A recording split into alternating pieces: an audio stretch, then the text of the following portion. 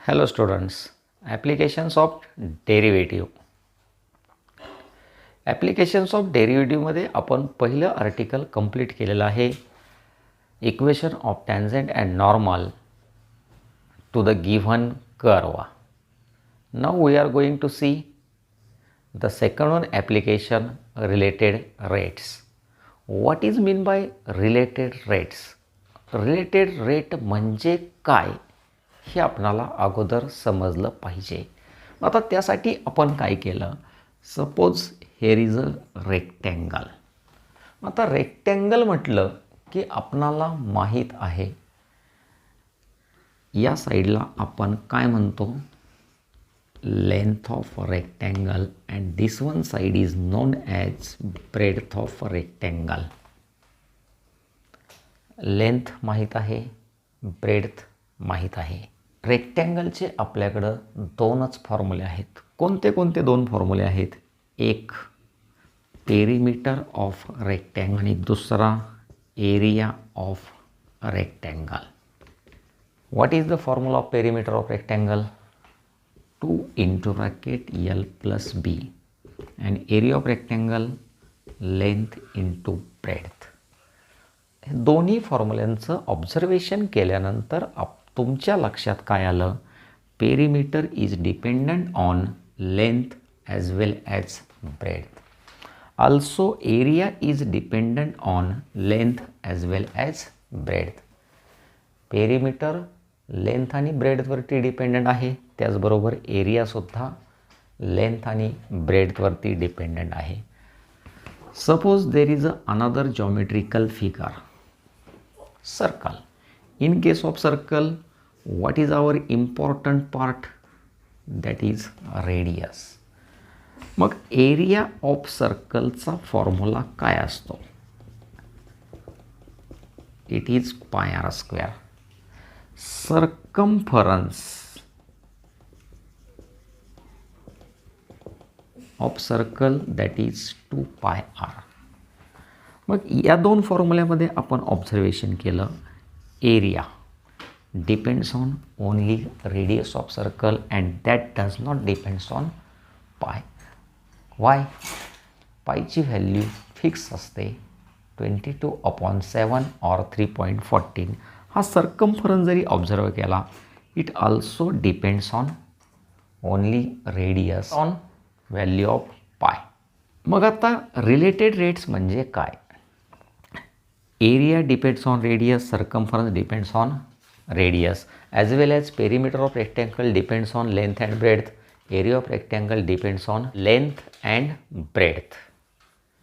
आता ऑब्झर्व करा की समजा आपणाला सांगितलंय सर्कलची रेडियस ओरिजिनली 5 सेंटीमीटर आहे.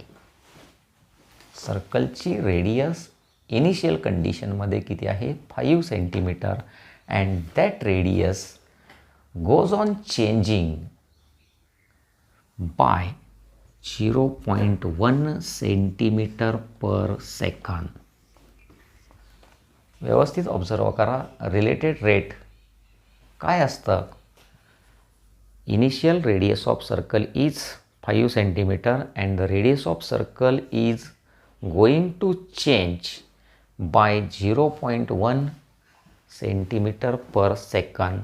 प्रत्येक सेकंदाला सर्कलची रेडियस 0.1 सेंटीमीटरने इन्क्रीज होते.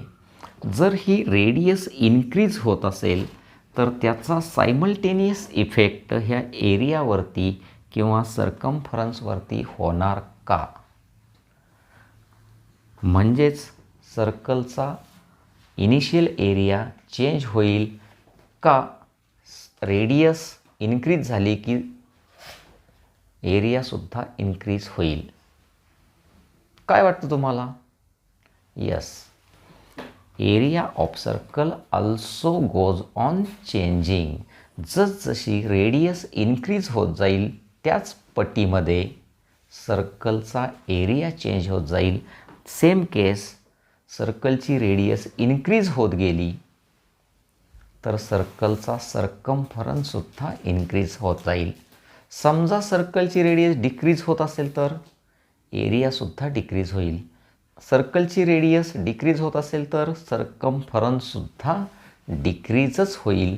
म्हणजेच related rates, related that is relation. काय रिलेशन आहे? एक इन्क्रीज झाला की दुसरा इन्क्रीज होतो आहे, एक डिक्रीज झाला की दुसरासुद्धा डिक्रीज होतो आहे. रेडियस इन्क्रीज होत असेल तर एरिया इन्क्रीज होईल, रेडियस डिक्रीज होत असेल एरिया डिक्रीज होईल. रेडियस इन्क्रीज होत असेल सर्कम्फरन्स इन्क्रीज होईल, रेडियस डिक्रीज होत असेल सर्कम्फरन्स डिक्रीज होईल. मग यालाच आपण काय म्हटलं आहे? Related rates. सेम केस पेरिमीटर कशावरती डिपेंड आहे? लेंथ आणि ब्रेडथवरती. ब्रेडथ कॉन्स्टंट ठेवली आणि फक्त लेंथ इन्क्रीज केली तर पेरिमीटर इन्क्रीज होईल. ब्रेडथ कॉन्स्टंट ठेवली, लेंथ इन्क्रीज होत असेल, एरियासुद्धा इन्क्रीजच होईल. समजा लेंथ कॉन्स्टंट ठेवली आणि ब्रेडथ आपण इन्क्रीज केली तर पेरिमीटर, एरिया दोघंही इन्क्रीज होतील. ब्रेडथ जर डिक्रीज झाली तर पेरिमीटर, एरिया दोन्हीही क्वांटिटीज डिक्रीजच होतील. लेंथ आणि ब्रेडथ सायमल्टेनियसली इन्क्रीज झाल्या तरीसुद्धा पेरिमीटर इन्क्रीज होणार, एरिया इन्क्रीज होणार. लेंथ आणि ब्रेडथ सायमल्टेनियसली डिक्रीज झाल्या तरीसुद्धा पेरिमीटर आणि एरिया डिक्रीजच होतील. समजा लेंथ इन्क्रीज होते आणि ब्रेडथ डिक्रीज होते ॲट अ टाईम तरीसुद्धा त्याचा इफेक्ट हा पेरिमीटरवरती होणार आहे. त्याचबरोबर एरिया ऑफ रेक्टँगलवरती सुद्धा होणार आहे. आणि मग अशा पद्धतीने जे एकमेकावरती डिपेंडंट आहेत त्यालाच आपणाला काय म्हणायचं आहे? Related rates. आणि ह्या रिलेटेड रेट्सचा जर आपणाला अभ्यास करायचा असेल तर सगळ्यात महत्त्वाचं area of circle, circumference of circle, perimeter of rectangle, area of rectangle, perimeter of square, area of square, volume of cylinder, curve surface area of cylinder, हे सगळे फॉर्म्युले माहीत असणं आवश्यक आहे.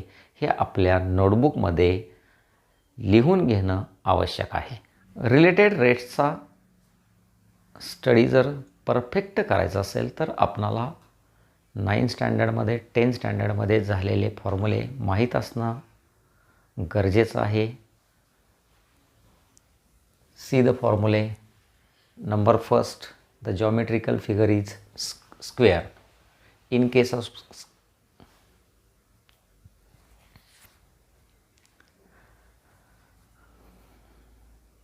now we have to study related rates, and for that purpose we must know the formulas in 9 standard, 10 standard. The first one, geometrical figure is square. In case of square, the first one formula is perimeter of square. What is that? 4 into side. The second one is area of square, that is equal to side square. Diagonal of square, that is equal to under square root 2 into side. स्क्वेअरचे हे 3 फॉर्म्युले आपणाला पाठ करायचे आहेत. त्यानंतर rectangle. Rectangle म्हटलं की एका साईडला आपण लेंथ म्हणतो, दुसऱ्या साईडला ब्रेडथ म्हणतो. Let L is equal to length of rectangle, B is equal to breadth of rectangle. The first one formula is perimeter of rectangle is equal to 2 into bracket L plus B. Second one, area of rectangle is equal to length into breadth. And third one, diagonal of rectangle is equal to L square plus under square root L square plus B square. Number C, triangle. In case of triangle, the first one formula, area of triangle is equal to 1/2 base into height. The second one formula, perimeter of triangle is equal to sum of all 3 sides. ट्रायंगलचा आणखी एक type असतो equilateral triangle. Equilateral ट्रायंगलच्या एरियाचा formula काय आहे? √3/4 into side square. आणि त्याच्या पेरिमीटरचा formula काय आहे? 3 into side. त्यानंतर circle. In case of circle, the important factor is radius. Let R be the radius of circle. पहिला formula diameter of circle 2 into R. दुसरा circumference of circle 2 pi R. तिसरा area of circle pi R square. चौथा area of sector θ/360 into pi R square. पाचवा length of arc that is equal to θ/360 into 2 pi R. Number 6 area of sector is equal to area of सेक्टरचा पुन्हा दुसरा formula आहे आपल्याकडं 1/2 length of arc into radius. त्यानंतर आपण 9thमध्ये पाहिलं होतं क्यूबॉइड. त्यापैकी क्यूब म्हटलं की it having total 6 faces and each side is same or equal. आणि मग त्याच्या साईडलाच आपण दुसरं नाव काय देतो, एज असं सुद्धा म्हणतो. The first one formula is surface area of cube is equal to 6 into side square that is 6l square. Volume of cube is equal to l cube. Surface area of vertical faces is equal to 4 into side square that is 4l square. Next to it there is a geometrical figure cuboid. You know that how the cuboid is.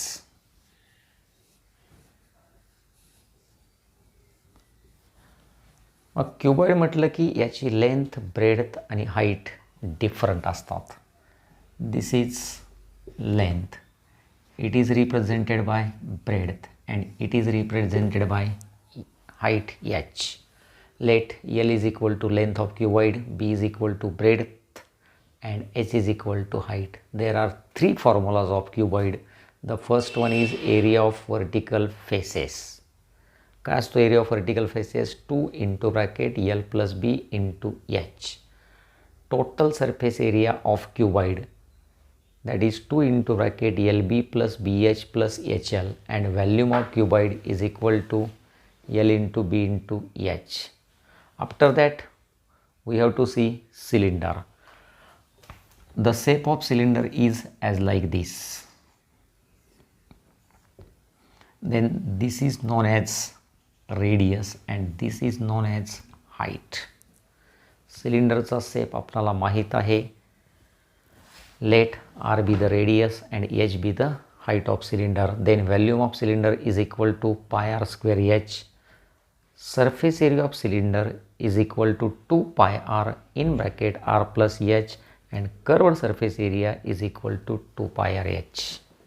त्याचबरोबर पुढं आपण पाहिलं कोन म्हटलं की हा surface rectangular असतो, हा surface circular असतो. सर्क्युलर सरफेस म्हटलं की त्याला रेडियस आहे.